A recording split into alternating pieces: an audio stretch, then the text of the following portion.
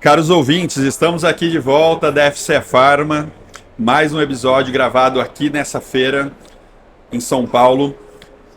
Eu sou o Vlad, sou seu guia aqui no Bioreator de Ideias, nesse mundo de bioprocessos, de micro-organismos. E hoje estou recebendo aqui um convidado especial, o André Batistos. Tudo bem, André? Obrigado pela presença. Tudo bem, Vladimir? Obrigado pelo convite. Então a gente vai estar conduzindo um bate-papo aqui bem leve e solto. Sim. A respeito de um pouquinho coisas que rodam ao redor dos bioprocessos e do mercado de insumos agrícolas. Isso, exatamente, André. É um tema aí que já fez parte de alguns episódios nossos, né?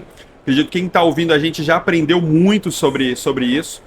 E eu queria falar um pouco sobre essa sua área de formação, que você atua nessa área. E talvez uma pergunta que o pessoal faz muito, né? Como que eu vou trabalhar nisso, né? A gente já falou em outro episódio que a pessoa pode ser microbiologista, biólogo, até químico, engenheiro. Qual que é a sua formação, André? Eu de formação de graduação, eu sou engenheiro agrônomo. Desde o início eu já comecei na fitopatologia, então já tive um pequeno contato com produções básicas de tricoderma, isso em formulações sólidas, né? A gente já multiplicava, fazia alguns controles, selecionava, padronizava produto para aplicar no campo, né? A minha formação é mais da utilização, não tanto do bioprocesso. No mestrado e doutorado, eu parti para a área de fisiologia vegetal. Só que dentro da fisiologia vegetal, eu sempre trabalhei com micro-organismos promotores de crescimento. Então, essa foi a minha imersão dentro da parte de bioprocessos, né? Então, trabalhava muito com testar frente a produtos, né? Produtos que se misturava na própria aplicação para ver o quanto que o produto químico afetava o biológico ou se não afetava. Fazia a própria recuperação, contagem, a gente aplicava nas plantas, depois tentava recuperar para ver como é que desenvolvia, mas o meu foco sempre foi melhorar a eficácia das plantas com micro-organismos, mas eu acabei me envolvendo um pouco com essa utilização de micro-organismos justamente por essa aplicação, né, de tentar buscar mais produtividade, Bacana. mais segurança alimentar para a população mundial. Legal. Com base nos micro-organismos. Isso que você falou por último é bem interessante, né? Porque eu sempre digo que se a gente consegue explicar para uma criança o que a gente faz, a gente consegue entender bem do assunto, né? E para minha filha, quando eu falo sobre esse mundo, né, eu falo exatamente essa parte, que a gente está ajudando de alguma forma a gente a evitar de usar excessivamente alguns produtos e trabalhar com coisas mais naturais dos micro-organismos. Mas você, como agrônomo, que é uma área muito ampla, dá pra trabalhar em várias coisas, você foi assim, você criou essa paixão pelos micro-organismos em que momento? Você estava já terminando a faculdade, já estava trabalhando no mercado, que é uma área apaixonante, né? Você começa a trabalhar com micro-organismo vivo, algo que realmente dá um resultado ali, que não é aparente na hora, mas precisa de paciência. Quando foi que você foi picado por você levou essa flechada do cupido da microbiologia? Na verdade, essa minha experiência e sempre buscar interagir com outras áreas, isso foi o que acabou levando a minha inserção realmente profissional com o mundo de micro-organismos. Porque eu, com a fisiologia vegetal, já trabalhava na parte de nutrição, então no desenvolvimento de produtos, trabalhava com bioestimulantes, trabalhava com hormônios vegetais, e essa parte de bioestimulantes no mundo, extratos vegetais, ela é localizada dentro do mercado de biológicos, né? Então, baseado nisso, baseado nessa amplitude de experiência, no cargo que eu estou atualmente, que é coordenador de desenvolvimento de produtos, acabou, digamos, caindo no colo assim. Bom, a gente precisa começar a buscar alguma coisa nesse sentido dentro da corporação. Quem pode buscar? Então, eu comecei a fazer algumas prospecções de mercado, o quanto de mercado que nós podemos penetrar, onde que nós podemos trabalhar, que tipo de tecnologia a gente vai ter que investir para estar trabalhando nesses segmentos. Então, eu comecei com as explorações iniciais. Isso foi acontecendo, não foi do nada também, são 4 anos já. Desde o início dos meus contatos, consultoria, e aí estruturando, a gente foi aprendendo muita coisa, aprendemos muita coisa com a Albion também, para entender como funciona um processo de forma geral, e as coisas foram acontecendo. Então eu já vinha com uma pequena bagagem que me permitia tomar os caminhos que o dia a dia foi abrindo, né? Mas eu já estava, digamos assim, tendo um conhecimento aonde esses caminhos levariam. Não sabia Bacana. por onde eles passariam, mas sabia onde eles poderiam levar, então isso foi o início que me permitiu. Mas como o pessoal diz, né, melhor do que, né, pensar só na chegada é curtir a jornada, né, aproveitar essa jornada, né, de conhecimento no caso, né. E hoje você está trabalhando numa multinacional que tem base no Paraguai, né, a Tecnomil. A Tecnomil é uma empresa, para quem não conhece, muito grande, mas que atuou por muitos anos aí muito fortemente na área de fertilizantes, né, de outros tipos de moléculas, e agora está entrando nessa área de biológico. Esse mercado, Paraguai, América Latina, a gente falou muito aqui em outros episódios sobre o Brasil, sobre como o Brasil está na vanguarda disso, porque realmente a gente utiliza produtos biológicos na agricultura há um bom tempo, um mercado mais consolidado, que ainda está muito crescimento no Brasil. Mas e como você vê, né, que você está lá no Paraguai, está viajando aí pelas suas regiões, como você vê esse crescimento na América Latina fora o Brasil? Ok. Como o Vladimir apresentou, eu trabalho hoje na Tecnomil. A Tecnomil é uma empresa que já tem 33, estamos indo para 34 anos de experiência. Nós estamos há 5 anos operando comercialmente no Brasil. O core da Tecnomil sempre foi defesa vegetal. A gente trabalhou esses 33 anos até então na parte de defensivos químicos. Nós começamos nesse sentido. Em 2016, nós entramos na parte de fertilizantes especiais e bioestimulantes, com extratos, com hormônios, com a parte de nutrição, realmente. E em 2021 nós começamos esse projeto de biológicos, né, que começamos comercialmente agora em 2024, tá liberando os primeiros produtos, né? Então foi toda uma construção, as coisas não acontecem do dia para a noite, mas a visão da Tecnomil nesse sentido, trazendo a parte de biológicos, é um pilar a mais na defesa vegetal.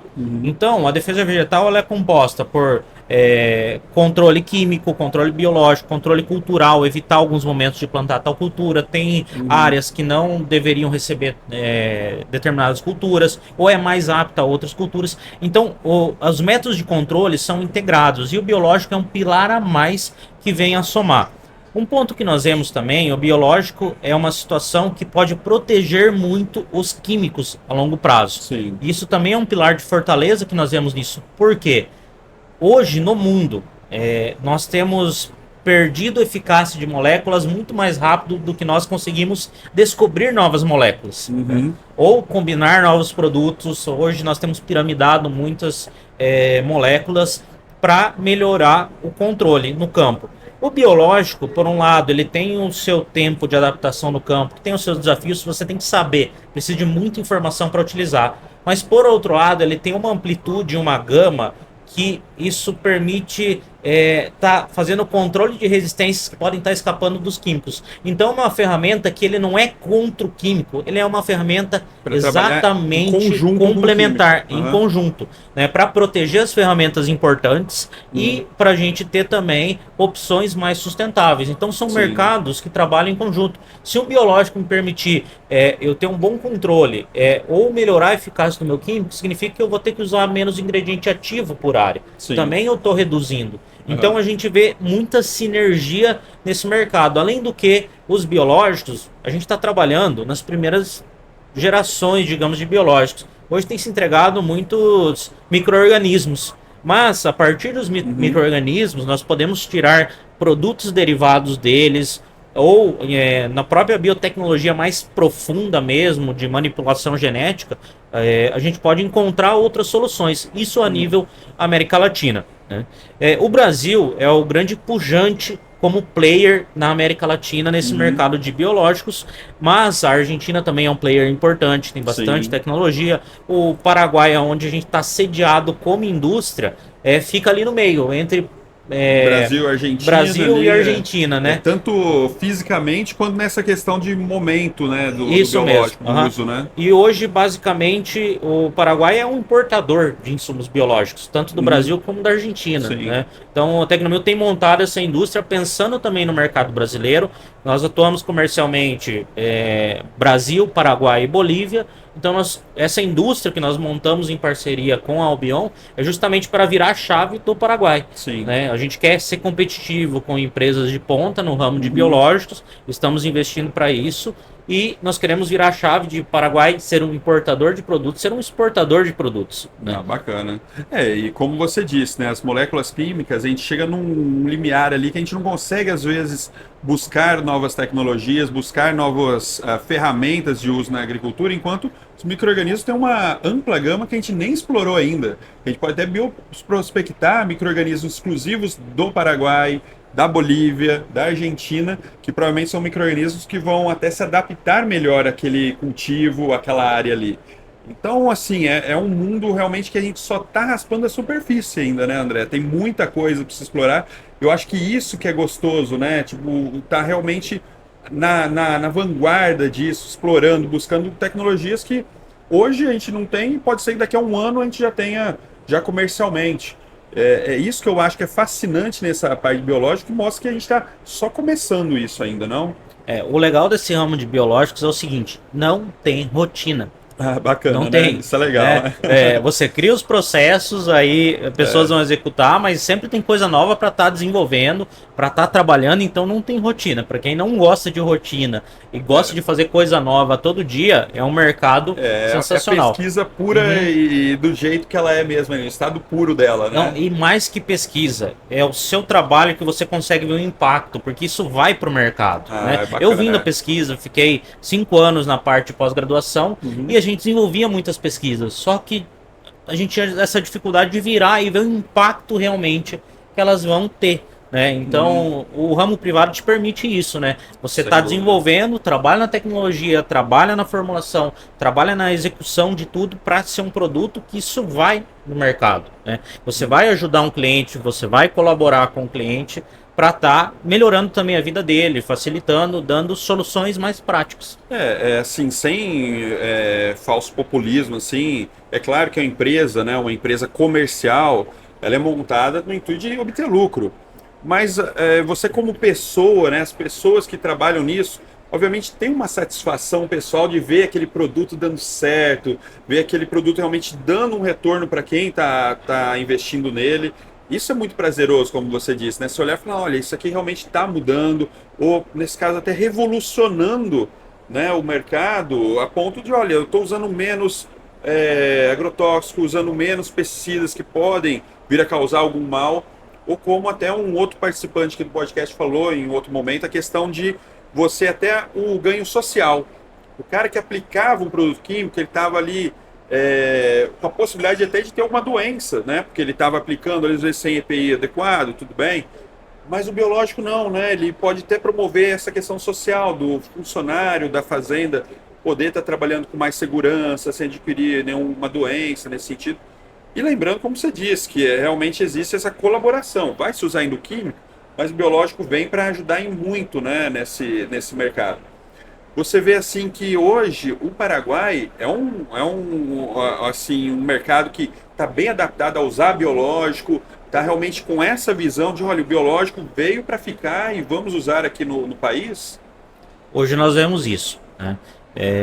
Nós vemos que hoje o cliente tem buscado informações sobre biológicos, então já não é um ponto que a empresa está levando para fora para o cliente o biológico.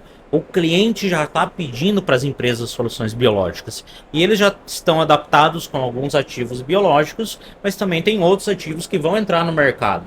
Então o cliente já está de cabeça aberta para o biológico, ele já viu a eficácia dos biológicos e ele tem trabalhado justamente solicitando isso para apoiar os químicos. Hoje o que nós vemos é a sinergia. Poucas soluções o produtor está pensando sem utilizar com químico. Então tem que ter a sinergia. Hoje nós temos químicos super modernos, a toxicologia é super baixa, né? Então tem muita sinergia também para utilizar com os biológicos. Mas o biológico também é muita informação que tem que ser levado com responsabilidade por todas as empresas, é um ecossistema, tá? Então todo mundo tem que ir com responsabilidade e passar a informação correta, porque o cliente está demandando a informação, né? Não é mais você querendo entregar uma informação que às vezes o cliente não quer nem saber, ele está chegando em você e pedindo. Então esse é um ponto que tem mudado muito. Que o consumidor lá na ponta está pedindo antes do próprio mercado entregar, né? E vemos ainda que tem muito mercado para crescer e se desenvolver. né? Mas nós vemos que os clientes que são formadores de opinião, né, aquele marketing boca a boca, esses clientes já estão um passo à frente, já estão pedindo biológico. Então esse é um ponto que o mercado que caminha a partir desses formadores de opinião tem ainda para ser desenvolvido. Mas isso nós vemos no Brasil, em todos os países de agricultura de larga escala, que é o grande ramo da América Latina. Bacana, André. E falando um pouco aqui de onde está essa feira, né? Uma feira que é voltada também para a área de farmácia, para uma área diferente. Você, como está inserido nessa área do biológico agrícola, o que você viu aqui? Qual a importância de feiras como essa, onde está aqui a FCE Pharma aqui em São Paulo? Normalmente o agro, ele trabalha com tecnologias que foram desenvolvidas justamente em outros mercados, assim como, por exemplo, uma Fórmula 1 desenvolve tecnologias de segurança, que depois de 10, 20 anos vão estar nos carros populares, a gente acaba se espelhando na indústria de fármaco. Então, nós viemos muito na indústria de ponta para ver o que nós já podemos aplicar de tecnologia no agro e pensar coisas fora da caixa. Para nós é isso, pensar realmente coisa fora da caixa que não seja o padrão daquele portfólio, esse é o portfólio agro que eu tenho. Mas o que eu posso buscar de solução também em nutrição, em veterinária, na parte de alimentos, na parte de fármaco, para trazer, porque normalmente são indústrias que estão na tecnologia um pouquinho na frente, né? E nós viemos buscar realmente o que pode trazer. Então é um ponto de inspiração também. Sim, deixar a cabeça de pesquisador voar um pouquinho. Claro, depois a gente coloca o pé no chão. Isso tem futuro, isso tem que esperar um pouquinho ainda. Mas realmente sonhar e respirar e ver o que dá para colocar em prática. Aproveitando isso, então, de sonhar um pouco, o que você, assim, se pudesse pedir realizar um desejo de alguma coisa pensando no avanço dessa tecnologia, pensando nessa vontade sua de realmente ter uma coisa nova, ter uma tecnologia melhor ainda para o mercado, o que você desejaria? Falar, cara, eu queria que isso aqui existisse, um micro-organismo específico, uma forma de fazer ele, não sei, assim, vamos viajar um pouco. O que a gente gostaria de ganhar de presente, assim, não digo de presente de Natal, que seria muito antecipado, né? Mas pode ser, assim, um desejo de alguma coisa que revolucionaria isso para o bem, né? Para o avanço dessa tecnologia. Uma coisa que eu vejo e imagino que tem muito para caminhar é a parte de produção de metabólitos secundários de micro-organismos. Hoje nós sabemos como produzir vários, mas ainda tem muita coisa para ser desenvolvido como estabilizar isso. Então é como se nós teríamos bioreatores produzindo a todo momento os micro-organismos. Nós tiramos os metabólitos e estabilizamos isso como um produto, né? Se tornaria um produto, eu vou juntar as duas palavras, né? Um químico formado a partir do bio, ou seja, um bioquímico, né? Já tem alguns produtos que têm uma tecnologia similar, porém, aqui eu acho que entra um segredo grande da onde o mercado de biológicos pode avançar muito, né? Entender como isso tem sido produzido, como você estimular a produzir como mais. Essa rota, esse metabolismo, até chegar naquela molécula. E esse processo não é um processo rápido, estudar tudo isso, ver como você pode estimular e principalmente ao final estabilizar isso. Eu acho que a gente está muito bem nessas fases anteriores, vamos num caminho muito em direção ao sol. Sim. Mas o ponto, como estabilizar essas moléculas, eu acho que aí entra muito a questão da feira, né? Ver que tecnologia de fármaco a gente pode ter para tentar estimular essas moléculas bioativas no ponto de vista vegetal, né? Seja para controle de doenças, de pragas, controle de plantas daninhas e também para estimular o próprio cultivo. Seria um sonho isso, mas seria um pesadelo para a parte regulatória, né? Porque seria Realmente. Um biológico ou seria um químico, né? Quer dizer, aí o pessoal vai ter que inventar uma nova lei, mas eu acho que é isso que acontece. Eu estava discutindo com outro pessoal aqui ontem sobre essa questão de que sempre a legislação vai correr atrás do mercado. Nunca ela vai antecipar alguma coisa. Então sempre a gente cai num limbo, às vezes, ali, de você não ter isso pronto. E aí você fez uma molécula sensacional à base de um micro-organismo, todo mundo está querendo usar, mas ainda não tem uma lei pronta. Então vai ter que fazer aquele estudo, todo esse avanço, e a lei sempre corre atrás, né? E tem que ser assim, eu acho que tem que se adaptar, a gente não sabe qual é o futuro que vai acontecer amanhã, né? Então é muito interessante esse seu pedido, porque eu acho que a gente caminha muito para isso, mas realmente entender melhor esse mecanismo metabólico ali que é complexo hoje, da gente conseguir fazer com qualidade.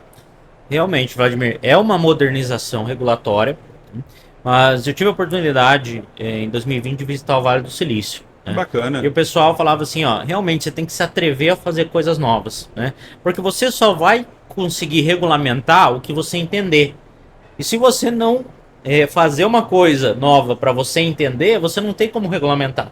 Então, pode parecer conflitivo, na verdade não é, é um movimento natural, né? As leis estão aí para regulamentar o que é entendido e para separar o que pode e o que não pode, mas você tem que desenvolver e entender o que é essa nova tecnologia para ter subsídio suficiente para dizer, ó, o limite é esse, né? Esse que é o ponto das leis, é definir os limites de uma boa utilização ou de uma má utilização. Né? Então esse que é o ponto. Então a gente tem que se atrever a desenvolver, né? Então tem muito a ver com esses grandes polos de desenvolvimento no mundo, a filosofia que eles têm nesses polos, né? Se atrever, Sim, desenvolver bacana, né? e construir o conhecimento em volta disso. A partir do momento que você tem conhecimento, o Estado vai ter a possibilidade de estruturar a legislação. Bacana, você citou o Vale do Silício, fiquei imaginando aqui, será que hoje, nessa área de biológicos, a gente tem um Bill Gates, um Steve Jobs, alguém que se destaca muito nessa coisa da inovação, sabe? Será que a gente tem já uma figura dessa no mundo? Alguém que... Ou será que ainda vai surgir essa figura? Eu acho que nesse nível, não me vem ninguém à cabeça assim, nesse nível de destaque. Eu também estava pensando aqui agora, até para te sugerir seria alguém, mas eu acho que hoje não temos ainda, né? Será que isso quer dizer que vai ter um cara assim daqui a pouco? Por um outro lado, a parte de biotecnologia, o conhecimento, ele, ao mesmo tempo que ele é concentrado, ele está muito pulverizado em vários polos no mundo. E isso é uma vantagem para diversos países, né? Então hoje eu não vejo uma situação assim, um ícone tão destacado ou tão outlier, né, tão fora da curva que a gente possa destacar. É um ponto, eu vejo como positivo, né, porque aí você tem várias figuras que você pode destacar. Então essa característica de ter uma pessoa que realmente desafia fazer algo novo, estando pulverizado, eu vejo como mais interessante para o ganho da própria indústria. E não digo só a biotecnologia no agro, digo a biotecnologia de forma geral, né? E a biotecnologia ela tem que conversar muito entre áreas. Esse é um ganho que a gente pode ter. Não, é interessante isso que você falou mesmo, da questão da pulverização disso, porque às vezes a gente tem um ícone, e ele fica como um ícone mesmo, uma coisa muito inatingível, e aí todo mundo fica, assim, daquela baliza para baixo. E realmente, estando pulverizado, é um pouco o que você falou no começo sobre quando você entrou nessa área, a questão de várias áreas conversarem em si. Às vezes você tem uma pessoa que é muito boa em entomologia, outra pessoa é muito boa em bioprocesso, outra pessoa é muito boa em outra área ali que complementa isso. E eu acho que realmente o que falta hoje é essas áreas conversarem mais para a gente chegar no futuro. Se é que a gente já não está vivendo o futuro, talvez seja o pós-futuro já, né? Da gente pensar que hoje a gente já está numa evolução muito grande nos últimos 10 anos, a gente está muito acelerado essa pesquisa. Eu vejo em outros lugares do mundo, por mais que a gente falou aqui da América Latina, isso é um assunto em voga o tempo todo, né? De, olha, o biológico, vamos substituir, vamos utilizar. Até em lugares um pouco mais difíceis de você, como a Europa mesmo, né? Não é toda a região da europeia que dá para trabalhar com biológico, mas já se fala em utilizar muito também. E eu acho que é bem bacana que a gente está caminhando para ter realmente, talvez, vários personagens que vão lá na frente a gente olhar e falar, olha, esse cara aqui ajudou, mas esse também complementou. Isso é um time mesmo, né? E não um exército de um homem só ali. Realmente, várias pessoas levantando esse sarrafo da biotecnologia e dos biológicos agrícolas. Um ponto importante, eu acho que é essa palavra, multidisciplinariedade. Ou seja, você só faz um bom brainstorm se você consegue ver a mesma figura de vários pontos de vista. Né? É isso muito que a gente tentou colocar de filosofia na nossa divisão, né, que é a Tecnomil Biotech, vai ser batizada com esse nome. Bacana. Né, primeira mão, tô posicionando. Você ouviu primeiro aqui no podcast, hein? Hoje, a nossa equipe é formada agrônomos, biólogos, engenheiros de bioprocesso, químicos, engenheiros de alimentos, engenheiro agroalimentar. Então é muito multidisciplinar mesmo para a gente tentar ver de vários pontos de vista. A gente também está agregando farmacêuticas na equipe, justamente para a gente tentar ver de todos os lados o que a gente pode usar de várias áreas. Então essa conexão, esse network e o brainstorm que dá as várias áreas trabalhando junto, aí que se tem muito a ganhar. Aí entra um ponto também que nós somos acostumados, e é quase uma condução social. Se você é formado nisso, você tem que trabalhar com isso. Sim, na verdade, não. Colocar uma bitola, na verdade. A formação, né, é o conhecimento que você tem a capacidade de buscar. Isso é ter uma boa formação. Né? Com certeza. Então, se você está orientado nisso, você pode abrir o leque a partir da onde você tem a sua base, para vários ramos, né? O caminho que você fez até aqui te trouxe a esse ponto, mas desse ponto você tem um leque de opções para abrir. É bacana. Isso é pensar, principalmente em questão corporativa, em desenvolver mais o recurso humano como humano, e não como uma máquina que sabe fazer só aquilo, mas uma pessoa que tem um potencial ilimitado de aprender outras coisas e se desenvolver dentro da empresa e assim, né, melhorar processos, melhorar desenvolvimento. É bem interessante essa visão da Tecnomil, realmente, de trazer várias pessoas, até engenheiros de alimentos. Isso realmente é bem bacana. E eu acho que ela vai estar sendo até uma pioneira nisso, fazendo dessa forma. Quem sabe até uma forma para outras empresas seguirem no futuro. André, eu queria agradecer novamente a sua presença aqui. A Tecnomil, aliás, ela é bem ativa nas redes sociais. Você quer deixar qual é a rede social da Tecnomil para quem quer acompanhar? Quem quer conhecer mais sobre o trabalho da empresa? Ok, pessoal, nós estamos no Instagram, tá? Então cada Tecnomil tem o seu Instagram específico, Tecnomil, @Tecnomil é a Tecnomil Paraguai, @Tecnomil Brasil é a Tecnomil Operação Comercial no Brasil, @Tecnomil Bolívia é a Operação da Bolívia. A gente também está muito ativo no LinkedIn, então temos a Tecnomil Paraguai no LinkedIn, a Tecnomil Brasil também. Nós utilizamos essas redes sociais de forma geral, também vinculações similares dos arrobas aí no Facebook, vocês podem estar encontrando a gente. Né? E os sites, né, das empresas é www.tecnomil.com, né, para Tecnomil Paraguai, e tecnomil.com.br para Tecnomil Brasil e igual para Tecnomil Bolívia, né, .com.bo para Bolívia. Sim. Então nós estamos, de forma geral, plataformas e redes sociais. Bacana. Novamente, muito obrigado, André. Foi um papo bem legal aí para a gente entender mais ainda sobre biológico. Com certeza a gente vai voltar a falar desse assunto, uma outra oportunidade que você tiver aqui no Brasil, te convido a voltar aqui no podcast. Para quem está ouvindo e quer mandar perguntas para a gente responder no próximo episódio, às vezes de alguma coisa que a gente conversou aqui com o André, só mandar ali no bioreatordeideias@gmail.com, seguir a gente nas nossas redes sociais também, do nosso apoiador, que é o Bion, que a gente vai estar também com cortes e outras partes aqui do podcast. Agradecer a todos vocês, ouvintes, que ficaram até aqui. Um grande abraço a todos. Caros ouvintes, esse é mais um episódio do Bioreator de Ideias. Eu sou o Vlad e vou ser seu guia nesse mundo dos biológicos, dos bioprocessos, tudo que é bio, né?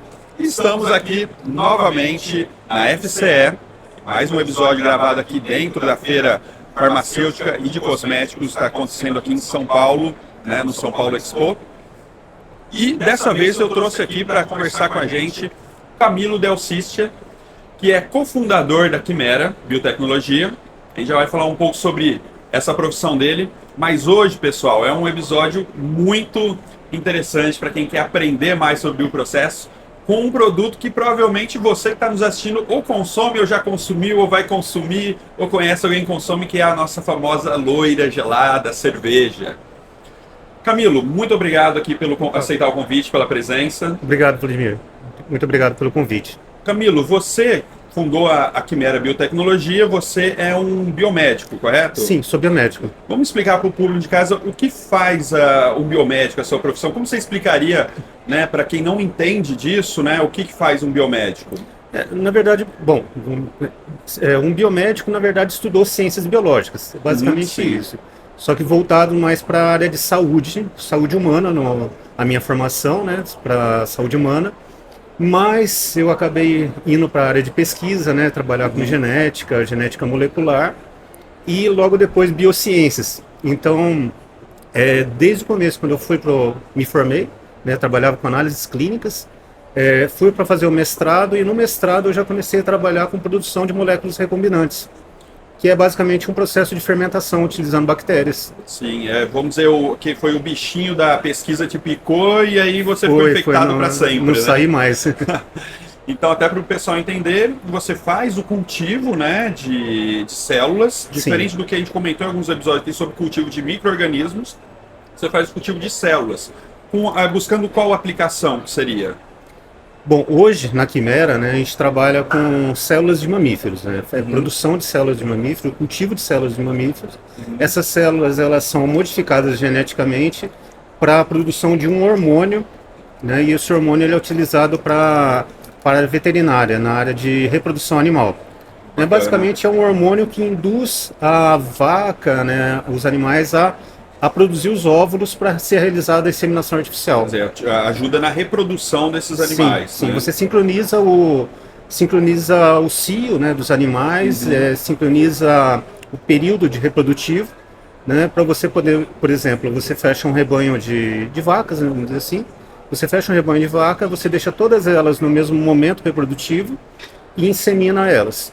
Daí você consegue sincronizar nascimento de bezerros, separação de bezerros para engorda, desmame, né, tudo isso. Bacana. E a Quimera está em Ribeirão Preto, né? Ela fica dentro do Supera, tá correto isso? Sim. Nós estamos em Ribeirão Preto, dentro da Supera, né, do Parque Tecnológico, lá de Ribeirão Preto. Já faz 10 anos, né, que nós estamos lá, né, e agora nós estamos num momento justamente de regulamentação da empresa, regulamentação junto ao Ministério, né, para iniciar as fases de regulamentação de produto e avaliação físico-química, a fase clínica, né? Sim, é interessante como o Ribeirão é um polo, né, de desenvolvimento nessa área de biociência, biomedicina. Tem bastante gente fazendo inovações ali, né? Sim, tanto na área humana quanto na área veterinária, tem bastante gente. Eu, na verdade, não sou veterinário, né? Como disse, eu sou biomédico. Exatamente. E eu migrei para essa área veterinária foi por um descuido, vamos dizer mas assim. é interessante para o pessoal entender. Eu sempre, muitas vezes, depende de quem vem no programa, eu converso sobre isso, sobre quem pode atuar numa área, em outra, porque principalmente quem estiver ouvindo a gente ainda vai fazer um vestibular ou está estudando. É muito difícil, né, quando a gente escolhe um curso para fazer, ou aonde a gente vai trabalhar depois, né? Sim. Porque muitas vezes não é tão simples assim, vou fazer esse curso e vou trabalhar nessa área. Às vezes tem várias outras coisas no meio disso, né? Tem um leque muito grande, né? Sim. Essa área de ciências biológicas, o leque é enorme. Não, sem dúvida. Não só para a área humana, mas para a veterinária também. E bioprocessos, né? Sim, bioprocesso que tem muita coisa envolvida, que é o que a gente fala muito aqui, né? Sim. Eu até queria aproveitar o gancho lá para o nosso ouvinte, que a gente vai ter um programa que vai ser gravado daqui a alguns episódios, onde a gente vai trazer quem faz engenharia de bioprocessos, professores, para discutir um pouco mais sobre esse mercado, né? Sobre aonde pode trabalhar um engenheiro de bioprocessos. Mas eu quero agora puxar um outro assunto aqui, porque eu sei, Camilo, que você tem uma outra paixão fora a pesquisa, que é produzir cerveja de maneira artesanal, né? Quando que você começou a fazer isso, Camila? Quando que esse outro bichinho aí te picou de ser um cervejeiro, quando você começou com isso? Olha, faz alguns anos, eu acho que eu produzo cerveja desde 2016. 2016, foi antes da pandemia, então. Foi antes da pandemia. Junto, o pessoal tava fazendo pão em casa, cerveja em casa. Pão eu tentei, não deu certo não. A cerveja eu preferi o famoso pão líquido, né? Como os egípcios falavam, né? Foi em 2016 e o que, assim, te fez? Deixa eu procurar saber mais sobre isso para produzir. Olha, eu não sei como começou. Na verdade, eu acho que eu tinha um colega que sempre falava, sempre convidava, na verdade, para produzir cerveja com ele. Assim, a vida sempre corrida, eu nunca consegui ir na casa dele para fazer isso. Aí um dia eu falei, quer saber uma coisa? Vamos fazer lá em casa. Aí ele levou a panela dele, eu arrumei um fogareiro e começamos assim. E aí nunca mais parou. Então, ele me ensinou, né, as primeiras rodadas. Aí Legal. depois eu fui montar o meu equipamento, né? Ah, sim. Que é basicamente comprar panela, furar panela, Assim, e por aí vai. vamos até pro ouvinte entender. É trabalhoso fazer cerveja, né? É, Se a pessoa acha que vai fazer cerveja hoje, ainda hoje ela vai tomar a própria cerveja, já vamos tirar isso da cabeça da pessoa que não é assim, né? Não. É assim, a cerveja ela é trabalhosa para você fazer. Dependendo do equipamento, facilita ou dificulta. É, sim. O equipamento pode ajudar, mas pode atrapalhar muito, Pode né? atrapalhar.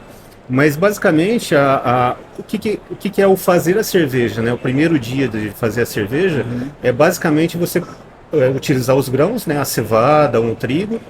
Você vai processar aqueles grãos para daí sim você colocar para fermentação. Aí o bioprocesso em si é a fermentação, que ela vai demorar.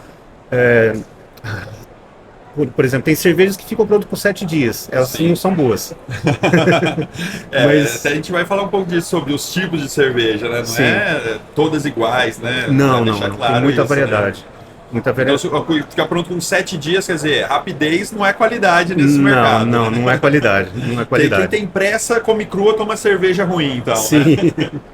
Né? Uma cerveja boa, dependendo do fermento, da levedura que você utiliza para fazer a fermentação, ela vai demorar 15 dias, 21 dias.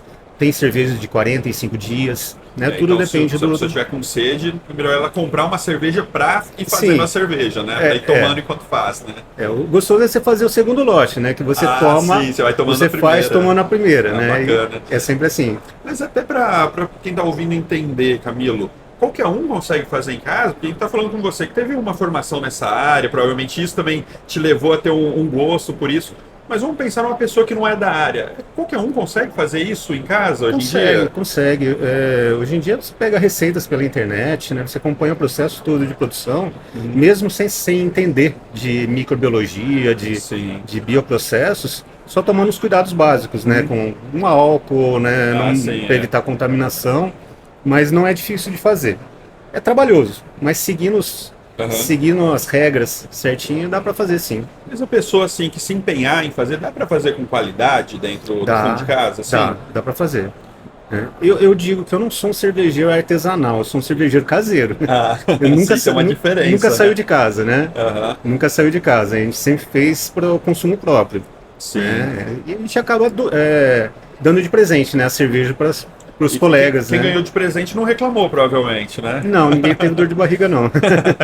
Então, é interessante a gente pensar, né, como que é isso, né? Às vezes a pessoa acha que é muito difícil fazer, muito complicado, mas eu acho que se a pessoa realmente se empenhar em fazer uma coisa com cuidado, com qualidade, ela pode realmente chegar até uma cerveja bem gostosa em casa, né? Chega assim.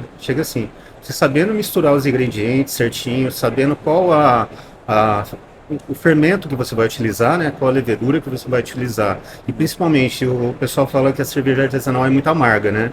Sim, muita gente reclama disso, né? Aí eles são as receitas, né? É o lúpulo que você vai usar que ela vai deixar mais amarga ou menos amarga. Sim, né? Mas então assim, a pessoa, quando ela vai fazer, existem receitas mais fáceis para ela começar. Ela não precisa começar também das mais complexas, né? Pode fazer uma receita ali para aprender a manipular a cerveja, porque como a gente falou, trouxemos esse tema porque é bioprocesso. O bioprocesso é o quê? Você cultivar um micro-organismo vivo, né? Sim. Vai precisar da levedura. Então, todo esse cuidado da pessoa, ela precisa ter, mas assim, ela vai ganhar conhecimento ao longo do processo para quem sabe, se ela se empenhar, fazer uma cerveja mais difícil, né? Sim, é a mistura, né? A mistura que você faz que vai dar uma cerveja boa ou não.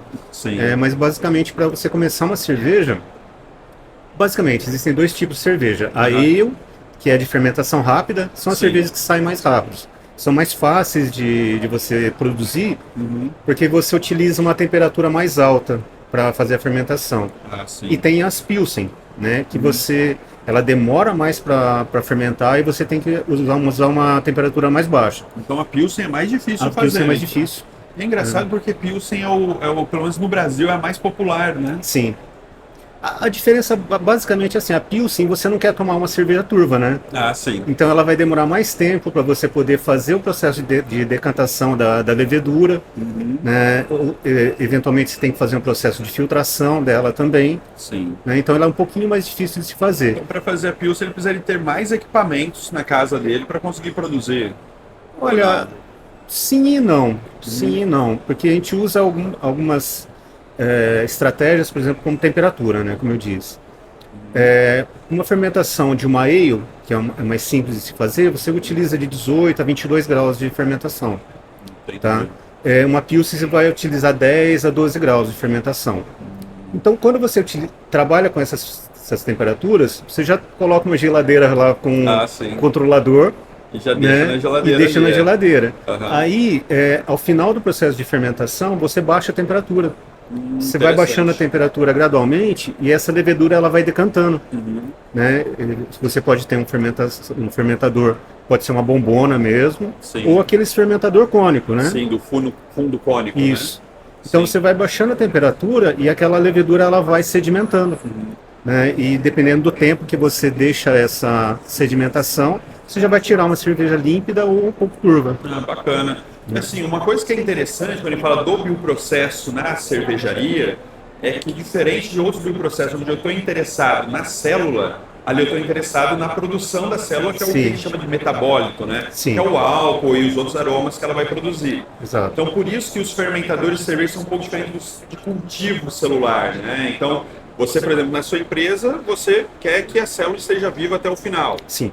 Enquanto não necessariamente numa cervejaria eu quero que a levedura que eu utilizei para produzir a cerveja seja viva. Na verdade, tem um outro processo de pasteurização onde eu mato tudo que tem lá vivo, né? Sim, a cerveja pasteurizada já é a cerveja comercial, né? Aquela cerveja que você vai comprar no mercado, ela é pasteurizada. Porque fazendo no fundo de casa, a gente não precisa pasteurizar, né? Não, exatamente. Não necessariamente. Né? Mas se você sabe que já vai ter um consumo ali por período... O consumo é rápido, né? O consumo é rápido. Você terminou de produzir, você tem um período ali que você pode consumir essa cerveja. Se você vai engarrafar ela dura mais tempo, tudo. Desde que o processo esteja asséptico, vamos dizer assim, né? Tudo limpinho, tudo certo, você pode guardar uma garrafa de cerveja artesanal por um ano, não tem problema. Nossa, por um ano até. Sim. Sem colocar nenhum estabilizante, nenhum produto adicional ali. Né? Sem nada. O próprio lúpulo, né, ele é um conservante.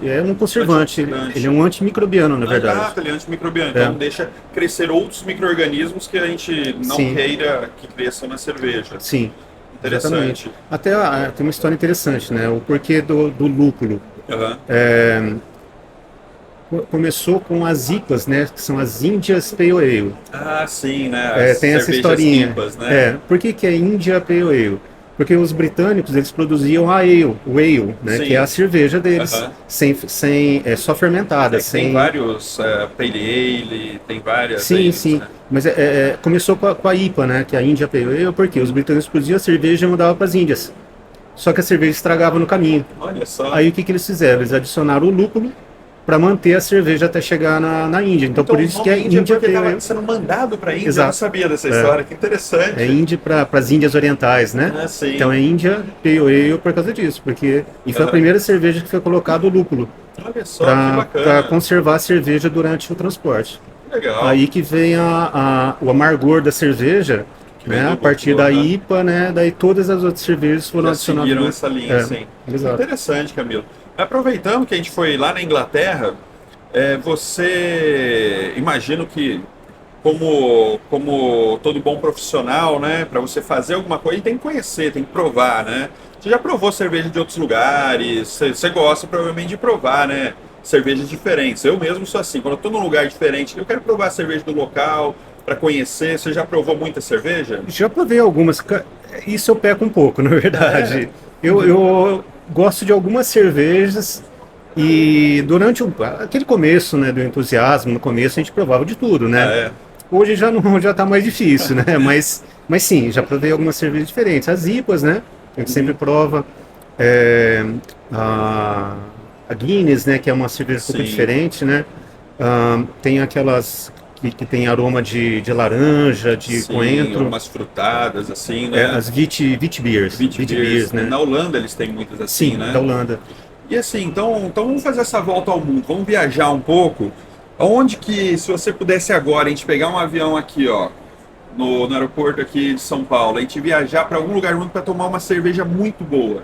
para onde a gente iria? Qual seria o nosso destino final? Nossa, pergunta de prova isso, né? Porque vamos falar aqui então, dá pra fazer uma escala esse voo? A gente para no lugar, toma uma de aperitivo e depois vai no destino final tomar a última cerveja. eu não posso falar que vai para Ribeirão, né? Porque é lá em casa, né? Pode Mas ser, lá, podemos lá em Ribeirão também, por que não, tem né? cervejas... Tem aeroporto lá, a gente faz uma escala em Ribeirão, toma a sua cerveja e segue para outra depois. Não, Ribeirão tem cervejas muito boas, sim, né?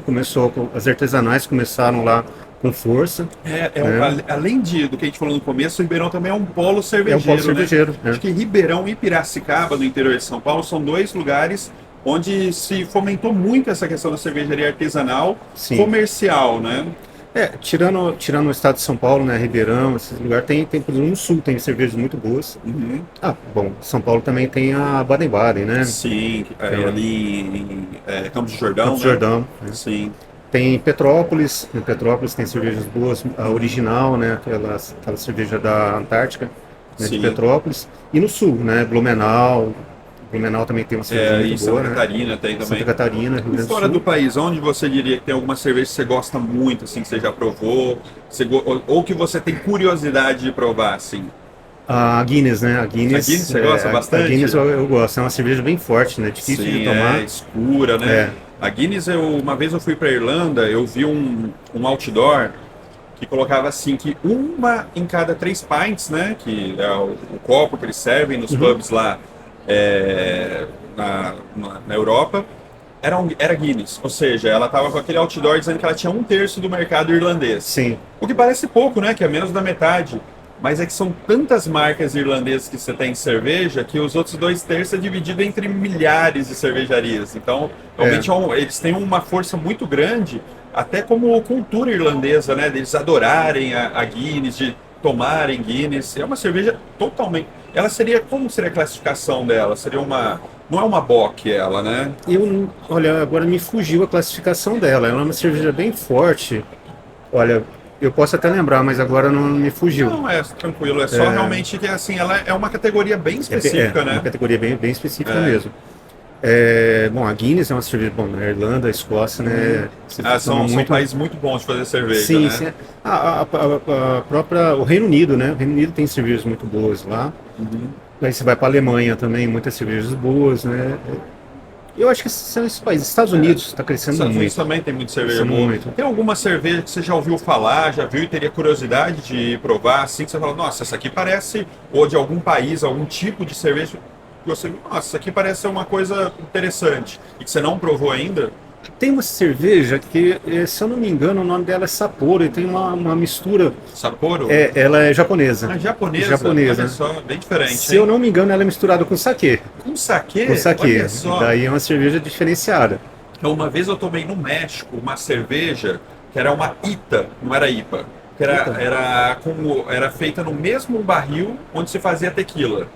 Depois de envasar a tequila, eles colocavam a cerveja para curtir por vários meses naquele barril, e aí ela ficava com um gostinho de tequila também. Olha só, essa eu não conhecia. Bem diferente, né? Mas essa mistura de cerveja, que é um fermentado, com uma bebida alcoólica destilada, que, assim, isso que eu brinco pro pessoal, toda bebida destilada, em um momento foi fermentada. Foi fermentado, exato. A vodka, o rum, o whisky, o saquê, a tequila, são fermentados, que depois da fermentação você tem que fazer uma destilação, que basicamente é você tirar alguns produtos ali, fazer o que a gente diria um fracionamento daquele produto. Na produto, verdade, né? você fermenta primeiro, né?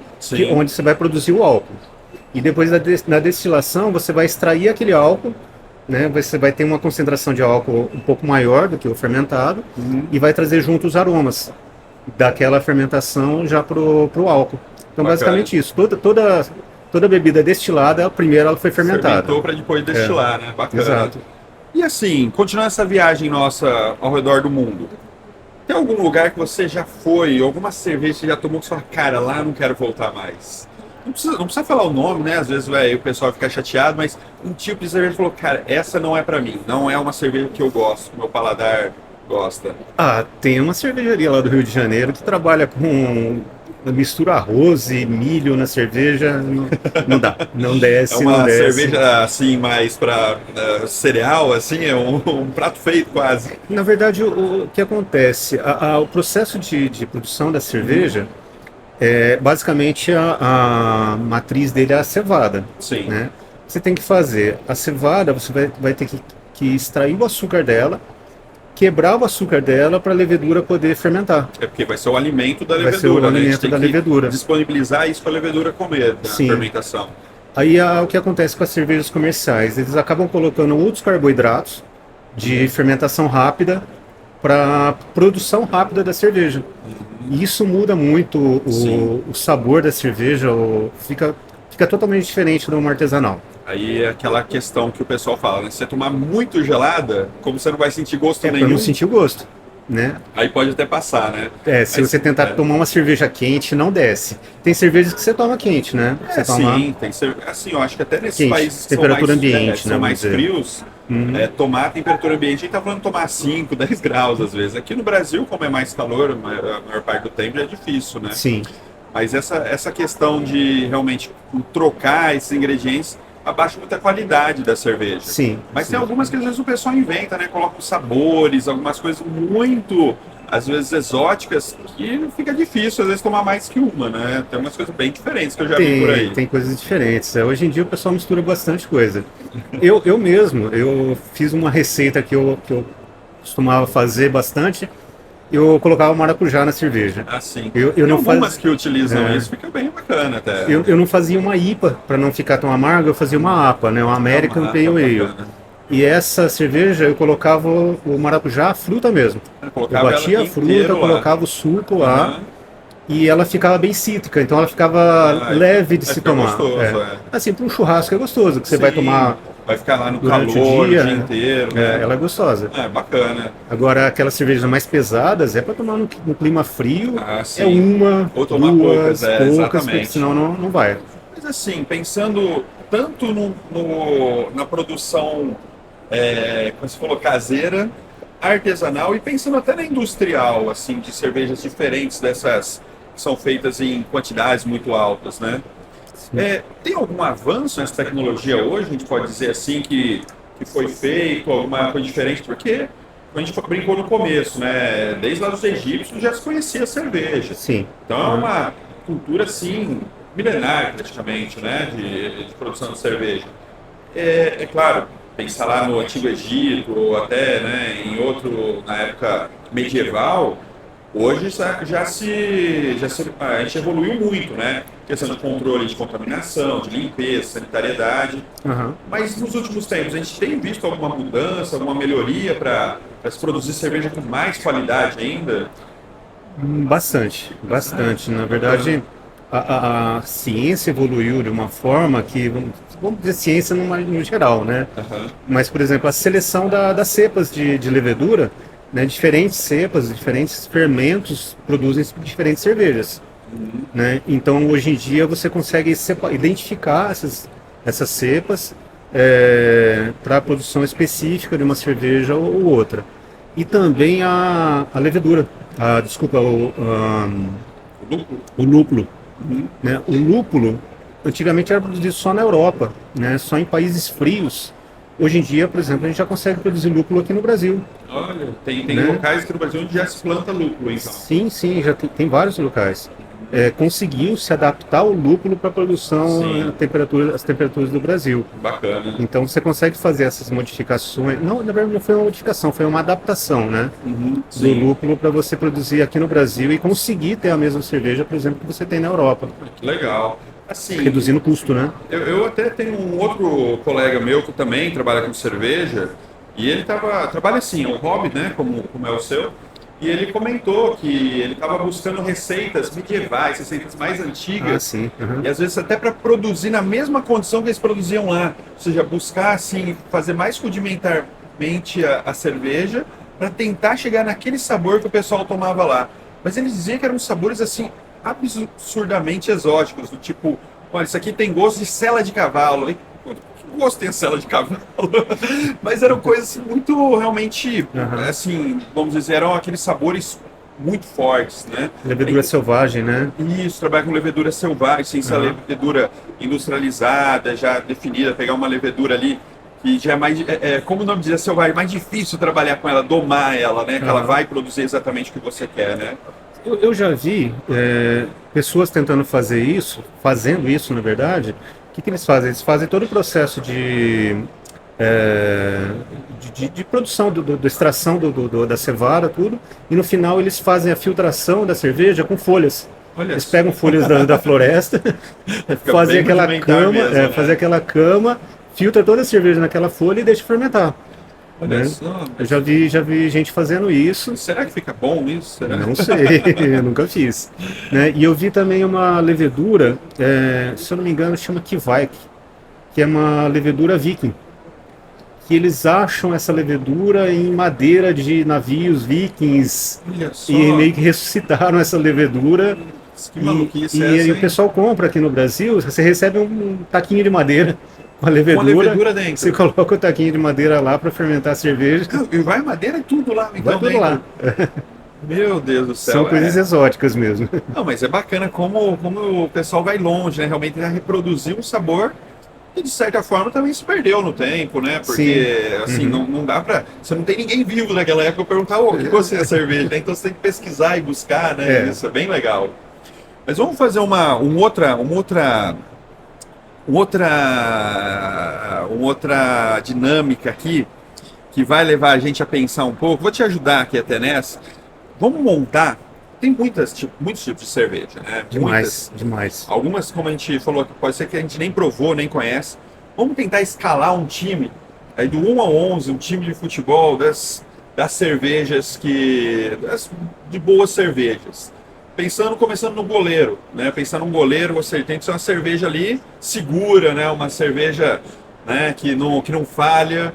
Quem que a gente poderia escalar no gol aí na cerveja? Ou uma marca, ou um tipo que você se lembra, assim, que poderia fazer esse papel do goleiro aí do nosso time de cerveja?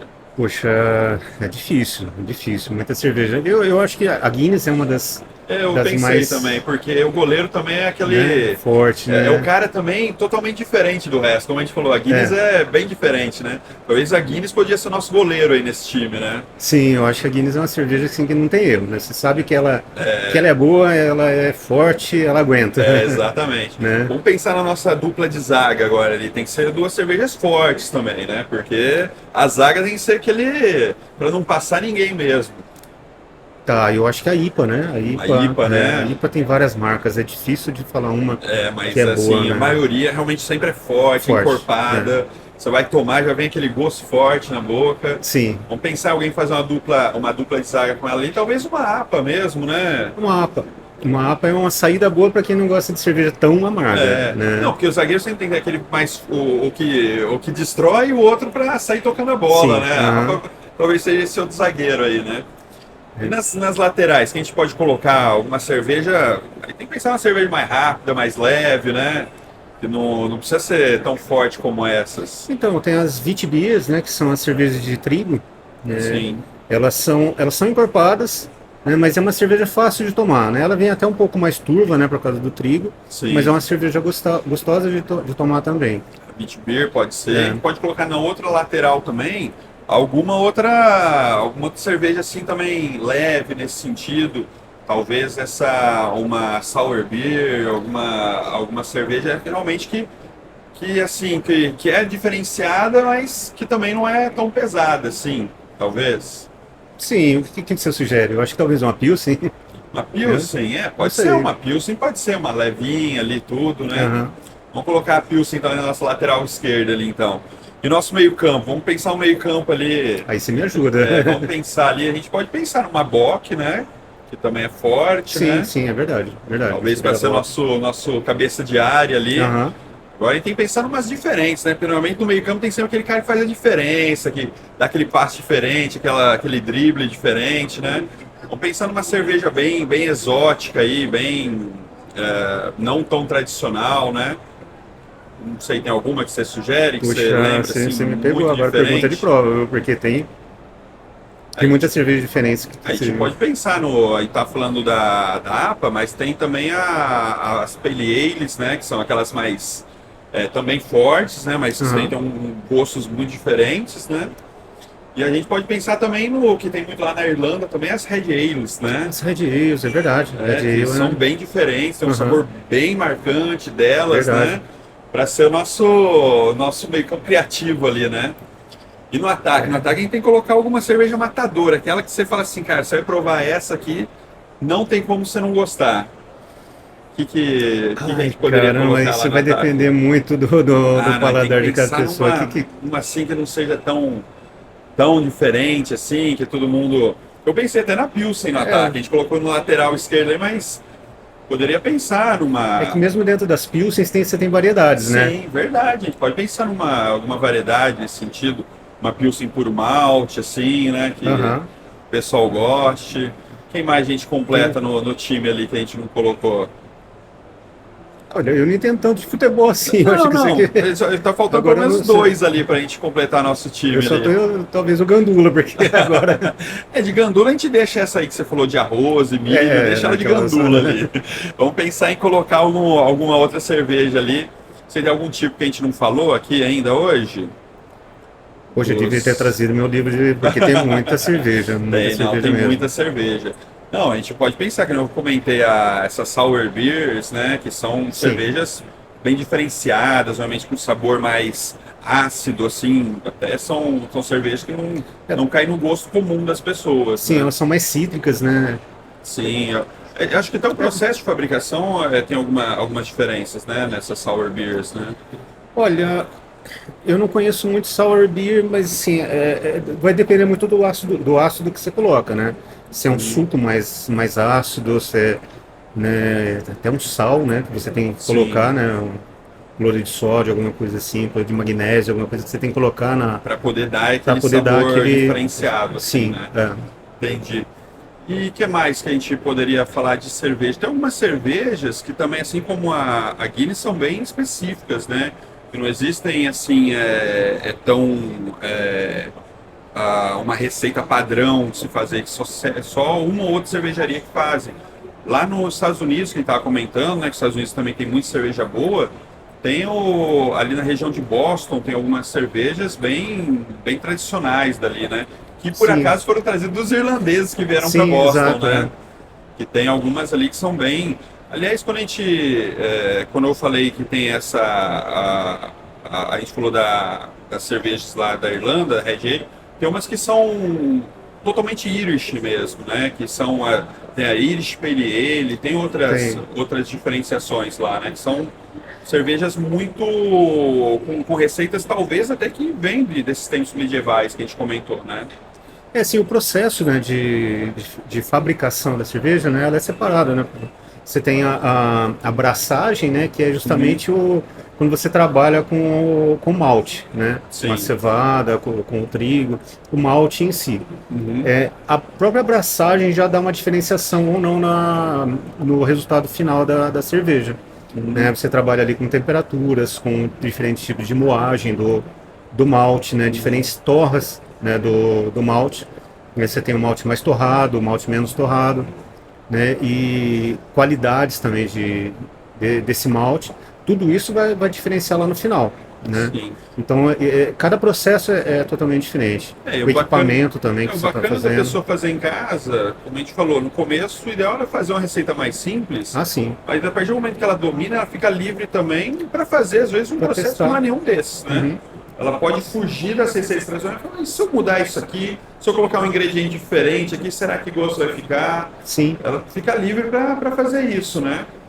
sim, até tem um processo, por exemplo, que a gente faz, é que a gente mantém ou tira, por exemplo, a proteína durante a abraçagem, né? Uhum.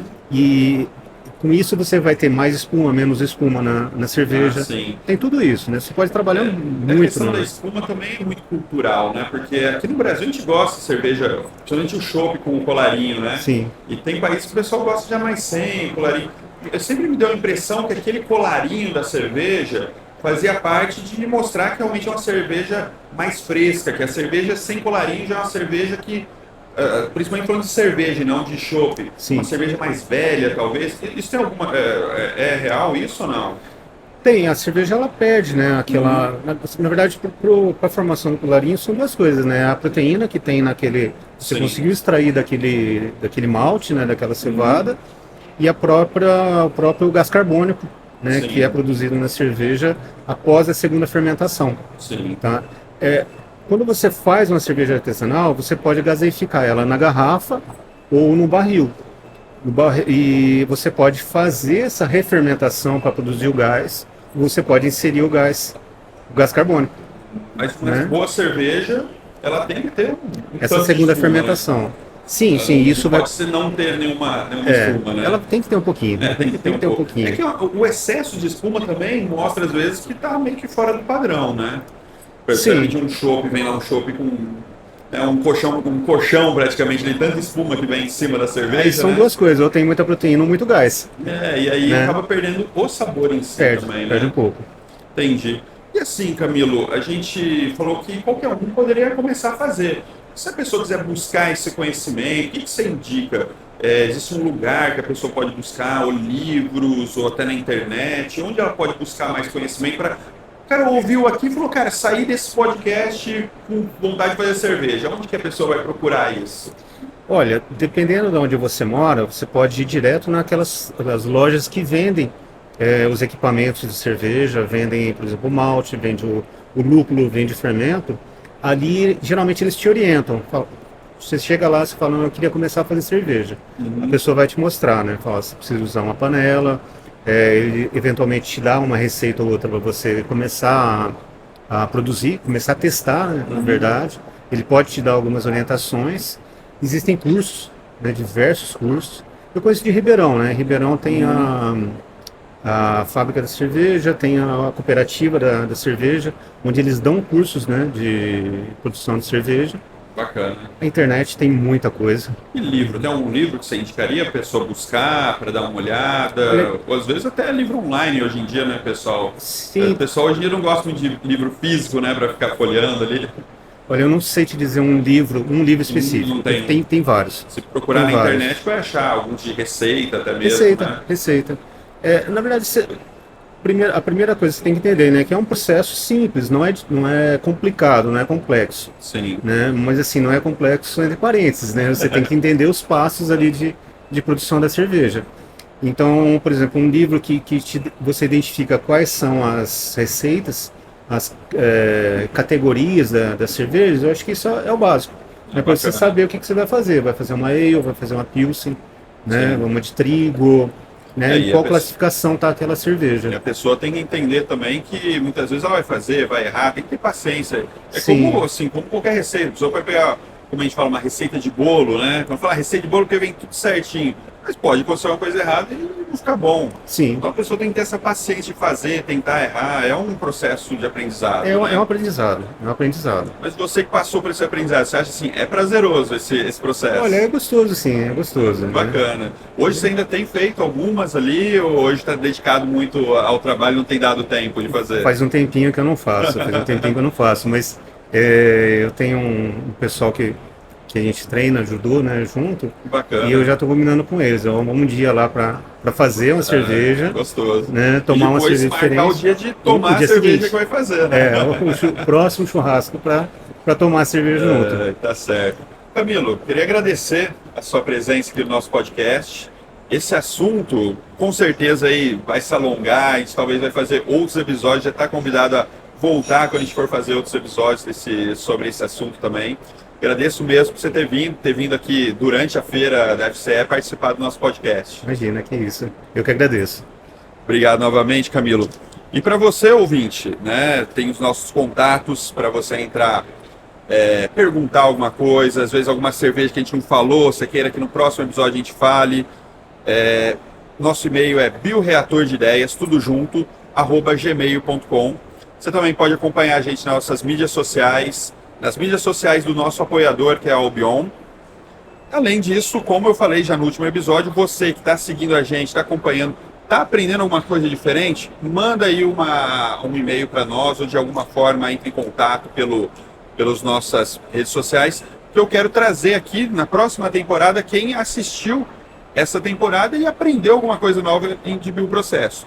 Tem alguma sugestão também de temas, quer perguntar alguma coisa, é só mandar no nosso e-mail que a gente vai estar lendo nos próximos episódios. A gente continua aqui da FCE, vamos, né, estar participando até o último dia. E o próximo episódio que a gente vai estar gravando vai ser um episódio muito especial com mulheres que trabalham em bioprocessos. E logo que a gente gravar esse episódio, vocês vão ter acesso aí ao conteúdo e vão poder também mandar dúvidas sobre isso para a gente continuar esse bate-papo com vocês. Eu agradeço aí quem ouviu até agora. Sigam a gente aí nas redes sociais, no Spotify, para acompanhar os próximos episódios. Até mais, pessoal! Caros ouvintes do Bioreator de Ideias, estamos aqui de novo na FCE Pharma para uma última conversa, essa muito especial. Estou aqui com a Nádia, diretora da feira, que ajudou a organizar, né, essa feira. Aliás, antes de mais nada, agradecer, Nádia, você, todo o time da Nuremberg, por ter convidado a gente a participar aqui dessa feira. Uma feira que foi, sem dúvida, um sucesso, muito bacana, muito movimento, muitos contatos, muito networking aqui.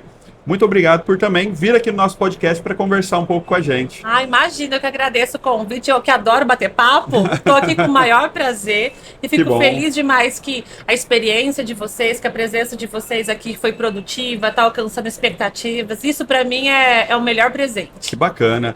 Nádia, esse evento é qual edição da FCE que a gente está? 28ª. 28ª, já deu uma paradinha ali na pandemia, mas todo ano tem, né? Todo ano tem, para um ano, só um ano, né? A 2020 não fizemos, Sim. 2021 fomos aí corajosos.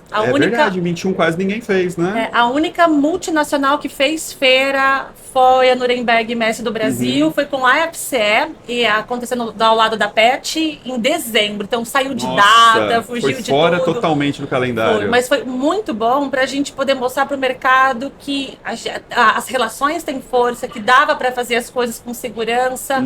Então a gente já estava muito respaldado aí do que estava acontecendo no setor. Tinha o Einstein acompanhando a gente. Que bom. Então foi uma retomada, Sim. né? Foi difícil, mas foi uma retomada. Imagina que foi uma época da pandemia que todo mundo estava doido para ir em evento presencial, né? Ninguém mais aguentava fazer evento online. Então, assim, deve ter sido uma procura muito grande também naquela época, né? Foi muito importante para a gente fortalecer o nosso negócio, né? Quando foi muito questionado, as feiras vão morrer, o pessoal começou a ver o real valor das relações pessoais, Sim, né? sem dúvida. Acho que a pandemia deixou isso de herança pra gente, né? Deixou, e tanto que os eventos, as FCEs em especial, só se fortalecem desde então. A Pharma já é o segundo ano que a gente dá sold out. Bacana. Muito antes aí de perto da entrega da feira.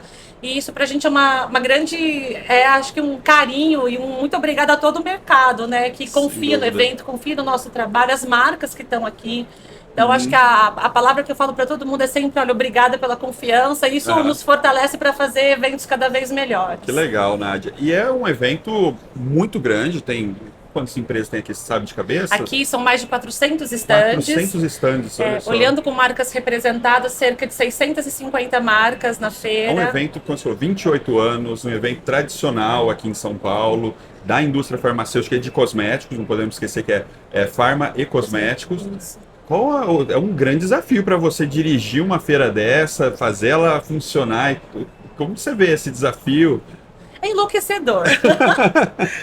Sendo bem franco e transparente, é um ano inteiro de planejamento. E você começa a enlouquecer tipo, amanhã, né? Pro próximo evento, né? Daqui a 365 dias já começa essa loucura, né? Você não tem pausa para organizar um evento desse, porque ele é feito nos mínimos detalhes. Sim. Então, desde uma gestão de planta, eu tenho que ter alvarás, estruturas para tudo que eu realizo aqui dentro. Novos projetos, o que eu estou ouvindo do mercado, o que eu senti dos visitantes, dos expositores esse ano, o que eu preciso implementar, o que precisa ser mudado, o que tem que ser melhorado. Então, a gente leva tudo isso com uma grande seriedade para tentar mostrar tanto para o expositor quanto para o visitante que ele é importante, que a gente está escutando as necessidades dele. Que bacana. Então, isso é um trabalho de formiguinha, isso é ano a ano, e a gente tenta estar presente. Eu não consigo passar nos 400 estandes, mas você vai sempre me ver correndo aqui pelos corredores da feira tentando dar um oi. A loucura só intensifica nesses 3 dias de feira, né? Mas a gente gosta. Então, você trabalhava com outra coisa de evento ou sempre trabalhou com evento? Como que é isso? Vida inteira. Eu só trabalhei com sempre evento. Se apaixonou por isso e trabalhou com evento. Não se vê fazendo outra coisa? Não, e nem comecei. Eu falei que eu fui picada pela mosquinha do evento. Quando você é picado, você entra nesse mercado e você é uma paixão, você mergulha. Mas eu ainda brinquei, se algum dia o João Paulo Piccolo, querido presidente, te amo.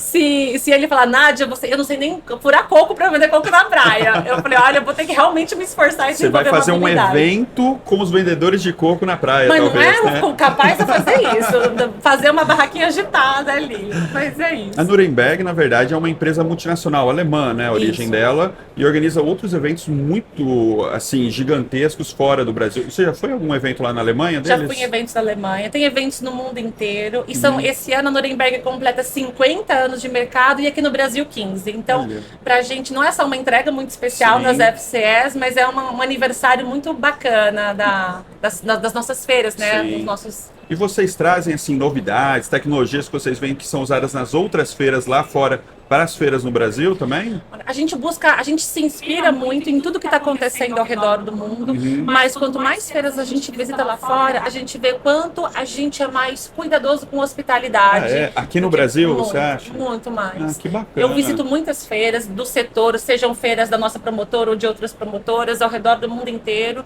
e eu vejo muitas coisas bacanas que a gente tenta trazer, inspirar, Sim. mas tem um cuidado, tem um carinho assim que é daqui, que é nosso, Sim. que é latino, sabe? É, até essa área, até estou aqui com a fitinha, né, do Hospitality Class. Foi uma ideia aqui ou vocês já viram lá fora? Como que... Porque assim, só para o ouvinte entender, é um espaço aqui dentro do evento, né, que algumas pessoas têm acesso. Os expositores podiam convidar alguns clientes a participar. E assim, a feira é muito grande, né, o pessoal fica andando o tempo todo, cansa, precisa ter um espaço para sentar, para relaxar um pouco, para ver o celular, responder mensagem, afinal, a vida continua lá fora do evento. Tomar um cafezinho, comer alguma coisa. Essa ideia do Hospitality Class já existia lá fora, porque eu vi no ano passado um outro evento aqui que já tinha. Esse ano está até melhor, está bem bacana o espaço lá. A ideia do Hospitality Class é uma ideia nossa, surgiu antes da pandemia e foi muito para começar a trabalhar a hospitalidade com os nossos clientes. Então, em feira sempre tiveram muita sala VIP, mas era um VIP que assim, poxa, eu tô tratando, ele tá se sentindo VIP, então a gente Sim. trouxe a palavra hospitalidade, então criou uma sala Hospitality Class, em que tem um atendimento diferenciado, é um concierge que te convida, já teve anos que ele recebia um kit na casa dele com um convite, Sim, ele tem chapelaria, ele tem Wi-Fi, ele tem buffet, sala de reunião, então o visitante, ele entra por uma porta especial, então ele já tem aquela coisa de aconchego, de bem Sim. recebido, e não é uma sala que as pessoas ficam, é uma sala que as pessoas passam. Exatamente. Então eu tenho um fluxo muito grande de pessoas. Quem frequenta o Hospitality Class são os principais convidados dos nossos clientes. Então é como eu viro para você e falo, pega aí teus 10 clientes mais principais. Sim. Como que eu posso tratá-lo bem? Sim. Eu sei que aqui no teu stand você preparou tudo para ele, mas como que eu também Não, faço sem dúvida. isso? Eu percebi que os clientes que foram convidados para o Hospitality Class se sentiram especiais mesmo, de irem lá, ter um espaço reservado para eles, até o fato realmente de ser bem recebido ali na entrada. Sim, realmente bem bacana e como você disse, né, o jeitinho brasileiro da maneira correta, né, da gente receber bem, né, o convidado, isso é bem bacana. Talvez ocorra o contrário, né, o pessoal lá da Alemanha veja isso aqui e queira levar para as feiras de lá também, né? A gente não vê muitas iniciativas dessas lá, mas a gente vê feiras muito grandes, muito consolidadas com os seus setores, mas com perfis muito diferentes, é o mundo inteiro, né? Como é que você entende o perfil do mundo? Sim, então exatamente. tem essas questões, talvez mais culturais, Sim. mas aqui o Brasil a gente é acolhedor, né? E é um evento internacional. A gente certeza. recebe aqui pessoas da Europa, do resto da América, até da Ásia, tem muita gente da Ásia aqui, ou seja, a gente tem que estar preparado para atender gente de culturas diferentes, não? Não, com certeza. Hoje as FCS, ela chega a quase 20% do visitante sendo 20% de de fora. 20%. Então são mais de 21 mil pessoas que passam pela feira e tem um percentual cada vez maior de pessoas que não são brasileiras. Isso pra gente é muito, muito marcante. O resto do mundo tem um olhar... Isso no passado chegava a 5%, 4%. Então a gente está despertando um olhar diferente, não só em termos de qualidade de negócios, mas também está se tornando um evento atrativo, importante para, pessoas do mundo inteiro. Bacana, Nádia. E quais são os próximos eventos agora esse ano que a Nuremberg está organizando, que você pode comentar aí com a gente, que já estão no calendário? A Nuremberg, como um todo, tem diversos eventos para outros setores. Na próxima semana acontece o Catarina, um grande evento nosso no setor de aviação. Temos Bacana. a Glass no setor de vidraçaria. Tem a PET, que cuida não só de pet shops, mas também de clínicas veterinárias. E aí vai Que bacana. um calendário aí de mais de 15 feiras acontecendo ao redor do ano. No próximo ano temos FCS e temos também a Analítica Latin America, né? Sim. Mas nesse ano tem uma novidade. É a primeira iniciativa nossa no Chile. No Chile. Teremos um comentaram roadshow. comigo, verdade. A É bem Vivi bacana deve ter comentar passado. sobre isso. A gente tem olhado muito. A gente sempre teve grandes problemas, tipo, vem as feiras de fora e querem que seja geoclones. Então a gente quer fazer muitas coisas do nosso jeitinho. Eu entendo que a América Latina ela é complexa como o Brasil é complexo. Sim, são países totalmente diferentes uns dos outros, não? E que a gente sempre faz, cada vez mais a gente recebe. Mas por que a gente não vai? Sim, então é uma iniciativa, é um evento pequeno, conteúdo de qualidade, uma área de exposição para cerca de 15 empresas. Bom, vai ser em Santiago. Santiago, no Chile, se eu não me engano, é 3 de setembro, se 3 ou 5 de setembro, ainda preciso confirmar. Mas está acontecendo agora um evento confirmado e a primeira iniciativa da Feira Analítica lá. Então, assim, com certeza, isso dando certo, é um grande aprendizado para a gente, virão muitos outros aí, por que não levar o mercado farmacêutico, cosmético, Sim. não só para o Chile, mas como para outros países da América Latina. Bacana, Nádia. Imagino que agora você já está com a cabeça quase já na FCE do ano que vem, né? Mas eu acho que esse momento é te parabenizar, porque quando a gente faz toda essa correria, chega no último dia de evento, agora finalzinho do evento, é hora da gente comemorar, da gente agradecer. Da nossa parte, só agradecimento mesmo de participar de um evento tão bacana como esse, te parabenizar pela organização e desejar aí, né, um ótimo preparo para o próximo ano, né, que já começa agora. Começa amanhã, né? Exatamente. Mas agora é o momento de curtir, né, de festejar o sucesso desse evento. Então, parabéns para você e para toda a equipe sua, Nádia. Muito obrigada, agradeço de coração a presença de vocês, o convite para estar aqui. E a FCE só é o que é porque vocês estão aqui. Então, obrigada pela presença, pela confiança. Espero tê-los aqui ou muitos outros eventos nossos. Muito obrigado, Nádia. E esse vai ser nossa última entrevista aqui na FCE, pessoal, para encerrar o ciclo de podcasts aqui dentro da FCE. O nosso contato é bioreatordeideias@gmail.com. Você pode seguir a gente no Spotify, no YouTube ou também nas nossas redes sociais do nosso apoiador, a Albion. Muito obrigado e até a próxima.